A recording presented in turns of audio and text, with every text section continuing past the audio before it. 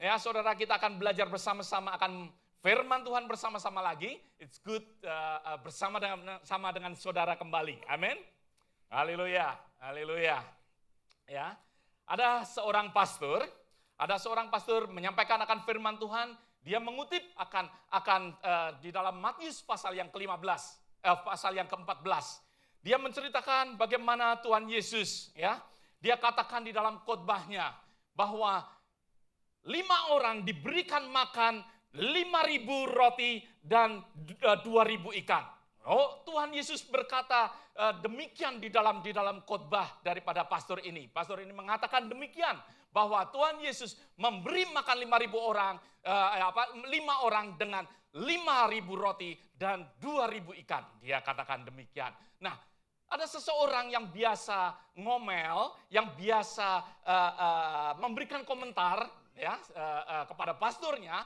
Dia mengatakan, pastor, itu mah mudah sekali, semua orang bisa. Dia katakan, pastornya masih nggak sadar, dia masih membawakan akan firman Tuhan terus. Ya, selesai khotbah, dia bertemu dengan penatuannya. Aduh, aku jengkel sekali. Kalau di tengah-tengah kebaktian ada orang yang selalu celetus begitu, ya, katakan bahwa dia bisa melakukan apa yang Tuhan Yesus bisa. Lalu penatuannya mengatakan, pastor, yang tadi pastor katakan adalah firman Tuhan yang salah.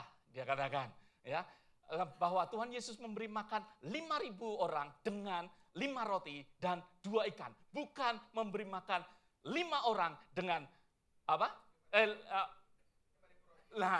Dengan 5.000 roti dan 2 ikan, ya. Dan karena pastor ini masih jengkel, next week-nya dia menyampaikan akan firman Tuhan. Dia mengoreksi akan firman Tuhan yang dia sampaikan, dan dia katakan bahwa Tuhan Yesus memberi makan, ya, 5.000 orang dengan 5 roti dan 2 ikan. Lalu dia katakan bahwa ini adalah suatu miracle yang Tuhan Yesus lakukan. Siapa yang dapat melakukan? Orang yang biasa ngomel ini mengatakan, bisa pastor, itu mudah sekali. Lalu pastornya dari mimbar bertanya, bagaimana kamu bisa melakukan? Dia katakan, saya bisa melakukan pastor dari khotbah minggu pastor yang lalu. You not get it. Ya, maksudnya dari sisa minggu yang lalu, ya, yang masih ada 5.000 roti dan 2.000 ikan, pasti bisa memberikan makan 5.000 orang. Haleluya.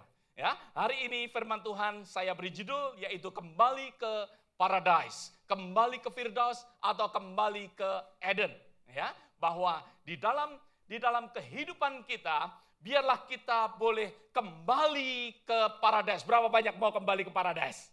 Mau kembali ke Eden? Amin.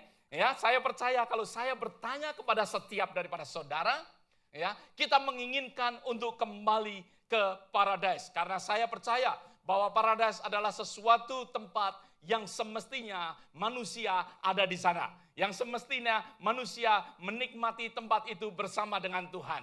Nah, di dalam seri akan relationship dan love, di dalam keluarga, saya ingin membawakan akan tema yang pagi hari ini yang saya beri judul kembali ke paradise untuk mengalami suatu keluarga yang bahagia. Tentunya kita yang sudah berkeluarga menginginkan untuk mempunyai suatu keluarga yang bahagia. Ada amin saudara? Mempunyai sesuatu keluarga yang mengalami akan kenikmatan sebagaimana Tuhan sendiri menyediakan keluarga di dalam kehidupan setiap daripada kita. Ada yang tidak punya keluarga? Ada yang lahir tidak di tengah-tengah keluarga? Tentunya kita semua lahir di tengah-tengah keluarga ataupun kita sendiri yaitu mempunyai keluarga. Nah, maka dari itu perlu untuk kita keluarga-keluarga untuk kembali ke paradise, kembali ke Firdaus atau kembali ke Eden. Dan juga saudara yang masih muda, saudara yang mungkin di dalam sedang menunggu akan pasangan hidupnya, ya, saya tidak mengatakan mencari akan pasangan hidup karena Tuhan menyediakan pasangan hidup. Amin.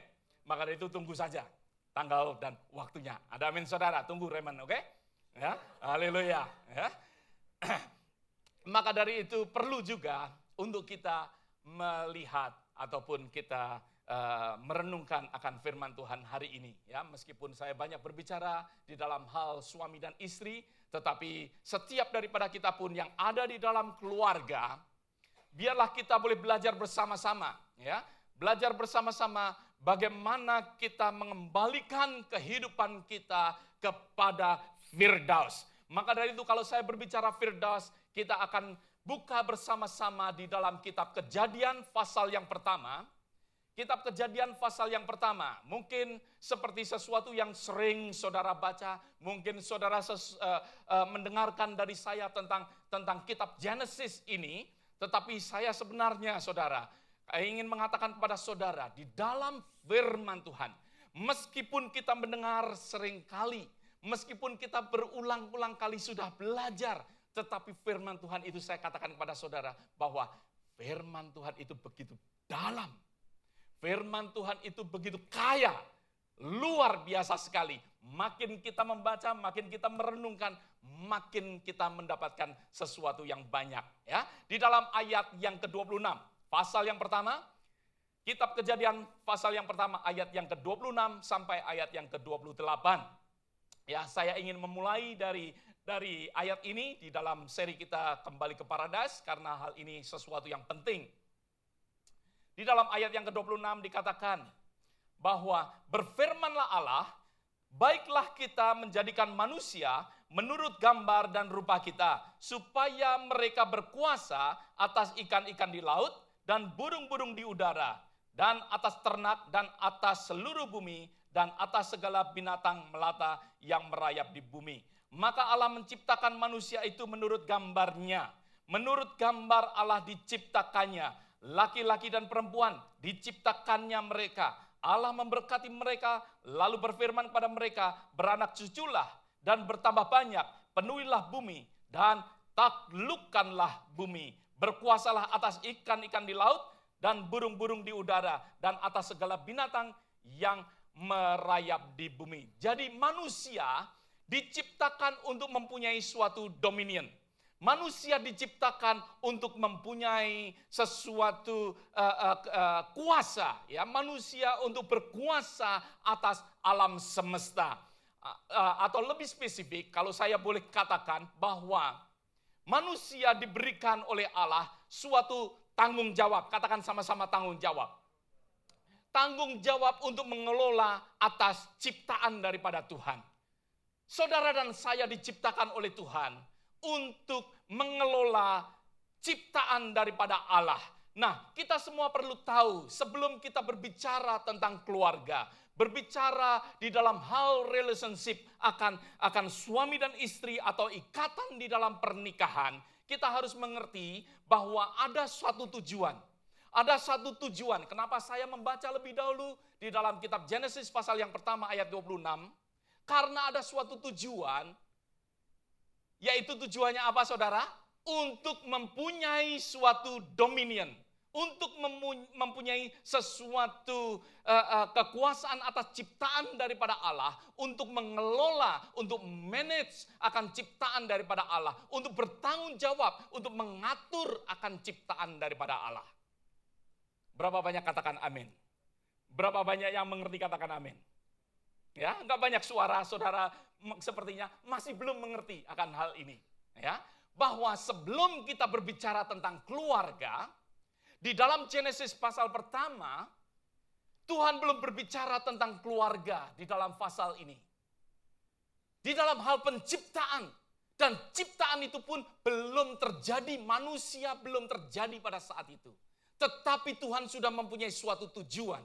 Yaitu tujuannya, yaitu untuk manusia yang akan diciptakan untuk manage, untuk mengelola akan bumi, akan ciptaan daripada Allah. Saudara mengerti? Katakan amin. Amin. Ya. Nah, sekarang di dalam bahwa Tuhan mempunyai sesuatu tujuan, yaitu untuk apa? Untuk mengelola manusia, untuk mengelola. Ya. Di dalam pasal yang kedua. Di dalam pasal kedua adalah sesuatu penjelasan yang lebih lagi, suatu penjelasan yang lebih lagi daripada pasal yang pertama.